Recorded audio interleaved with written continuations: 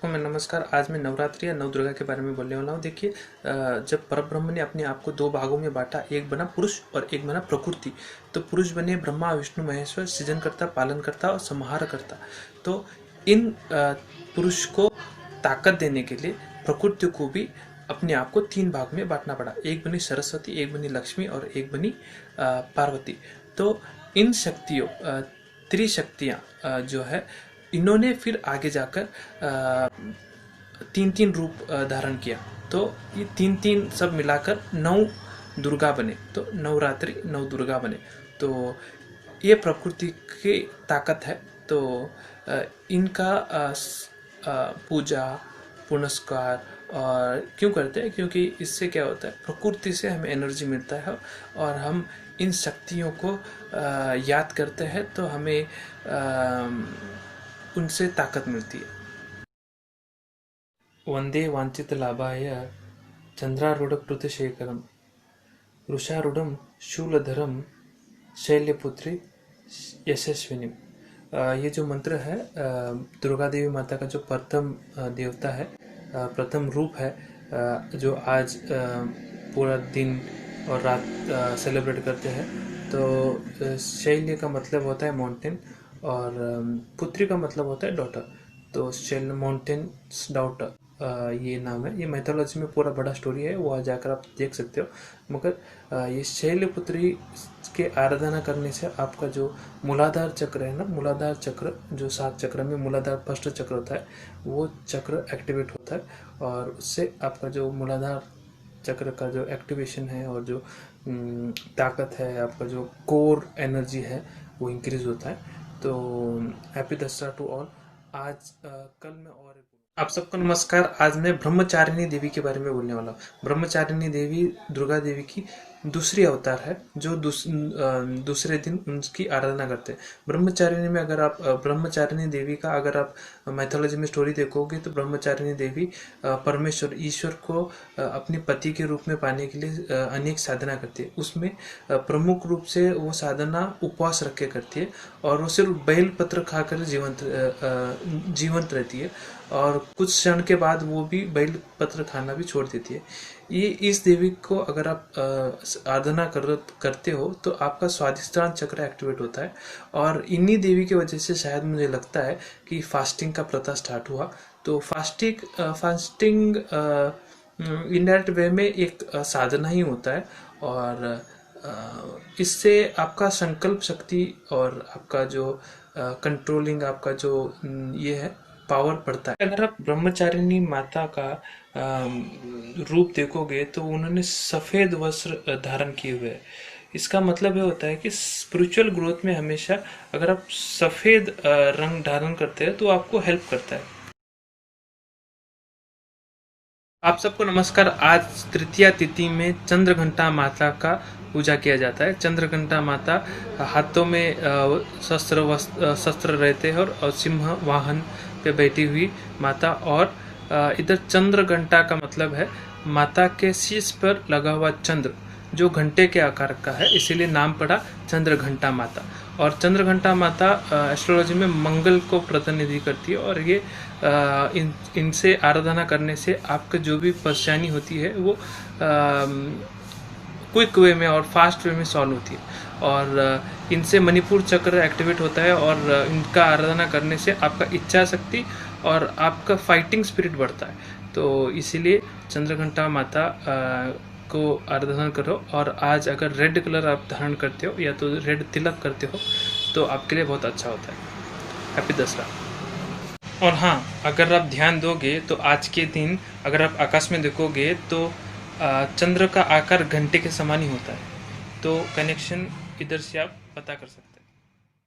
आप सबको मैं नमस्कार। आज मैं कुष्मांडा देवी के बारे में बात करने जा रहा हूँ। आज थोड़ा वीडियो विलम्ब से हुआ तो इसलिए माफ़ कीजिए। देखिए, कुष्मांडा अगर आप कुष्मांडा देवी को अगर आप संस्कृत में ये करते हो, स्प्लिट करते हो, तो उसमें ये मीनिंग निकल के आता है कि एनर्जाइज्ड एग। इसका मतलब जो सूक्ष्म अणु है, माइक्रो ऑर्गेनिजम्स है, उसको कुष्मांडा का क्रिएशन बोलते हैं। इसका मतलब यह है जब यूनिवर्स क्रिएशन में आ रहा था, जो फर्स्ट चीज़ जो पहला चीज़ स्टार्ट हुआ वो कुष्मांडू ही स्टार्ट हुआ। तो इसीलिए कुष्मांडू माता को हम क्रिएशन सृजनकर्ता बोलते हैं। और इनकी आराधना करने से आपका जो अनाहत चक्र है वो एक्टिवेट होता है, और आपका जो क्रिएशनल एनर्जी होता है, जो क्रिएटिविटी है ना, इससे अगर आप अच्छे से आराधना करोगे या सिर्फ ध्यान लगाओगे तो आपका जो क्रिएटिविटी है ना, इन देवी से ही इम्प्रूव होता है। आप सबको नमस्कार। आज हम स्कंद माता देवी के बारे में बात करने वाले हैं। स्कंद माता कार्तिकेय की माता है। कार्तिकेय का और एक नाम स्कंद है, तो इसलिए स्कंद माता नाम पड़ा। देखिए, कार्तिकेय का जन्म एक असुर को मारने के लिए हुआ था, और उसका माइथोलॉजी में बहुत बड़ा स्टोरी है। अगर आप चाहते हो तो वह जाकर देखिए। मगर स्कंद माता को अगर आप आराधना करते हो तो आपका जो गले का जो थ्रोट का चक्र होता है, विशुद्धि चक्र होता है, वो एक्टिवेट होता है। वो एक्टिवेट होने से आपका जो मेडिटेशन करते हो, जो भी आप ध्यान वगैरह कुछ भी करते हो, साधना करते हो, तो आपको एक प्रोटेक्शन मिलता है, एक प्रोटेक्शन मिलता है देवी की तरफ से, ताकि आप नेक्स्ट लेवल साधना के नेक्स्ट लेवल पे जा सको। तो स्कंद माता को आराधना करना बहुत अच्छा बात है। प्रोटेक्शन भी मिलता है, क्योंकि वो माता के रूप में है, तो आपको फुल प्रोटेक्शन मिलता है। आप सबको नमस्कार। आज की देवी का नाम है कात्यायनी। षष्ठी तिथि में कात्यायनी देवी को आराधना करते हैं। कात्यावाना जो ऋषि थे, उनकी पुत्री के रूप में माता ने जन्म लिया था और महिषासुर को मारा था, वह महिषासुर का संहार किया था, तो उधर नाम पड़ा महिषासुर मर्दिनी। तो अगर इन देवी को अगर आप आराधना करते हो, पूजा करते हो, तो आपको जो नेगेटिव इन्फ्लुएंस होता है या तो नेगेटिव एनर्जीज किसी वे में इन्फ्लुएंस करती है, तो उनसे प्रोटेक्शन मिलता है, और आपका जो ओरा है ना, प्रोटेक्टेड रहता है। ओरा बोलते हैं, प्रभावली बोलते हैं ना, प्रभावली आपका प्रोटेक्टेड रहता है, और आप उत्तरोत्तर प्रगति कर सकते हो इससे। आप सबको नमस्कार। आज सप्तमी तिथि में कालरात्रि देवी का आराधना करते हैं। कालरात्रि देवी को काली देवी बोलते हैं। और काली देवी ने जो रक्त बीज जो असुर थे, उनको उनका संहार किया था। और कालरात्रि देवी बहुत स्ट्रांग देवी है, और इनको आराधना करने से हमारे जो नेगेटिव कर्म है, हमने जो कर्म किए हैं, जो हमने अच्छा कर्म नहीं किया है, तो वो कर्म को वॉश आउट करने का काम देवी करती है। तो इसीलिए आज कई देवी को अगर आप आराधना करते हो, काली देवी को अगर आप आराधना करते हो, तो आपके कर्म की शुद्धि होगी, और आप अच्छे कर्म की ओर अग्रसर होंगे, और बुराई की हार होगी और अच्छाई की जीत होगी। काली देवी का यही प्रतीक है। और कालरात्रि देवी को आराधना करने से आपका जो आग्नेय चक्र है, इधर बीच में आता है, वो एक्टिवेट होता है। वो एक्टिवेट होने से आप सही और गलत में फर्क कर पाओगे, और आपका जो थिंकिंग का पैटर्न है वो अच्छा रहेगा।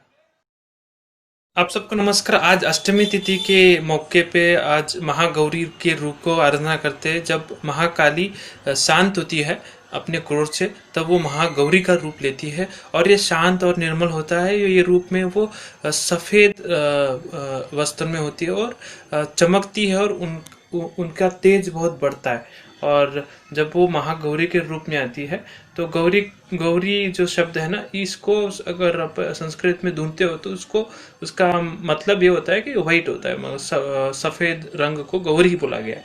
तो इसीलिए वो जब वो चमकती है, वो सफेद हो जाती है। तो जब इस देवी को आप आराधना करते हो, तो आपका जो सहस्त्रार चक्र है, सबसे ऊपर सहस्त्रार चक्र बोलते हैं, वो एक्टिवेट होता है। आप ये जो पुनर्जन्म का या तो जन्म का नाता या फिर से जन्म लेना, ये सब झमेले से मुक्त हो जाते हो, और शांति को प्राप्त करते हो।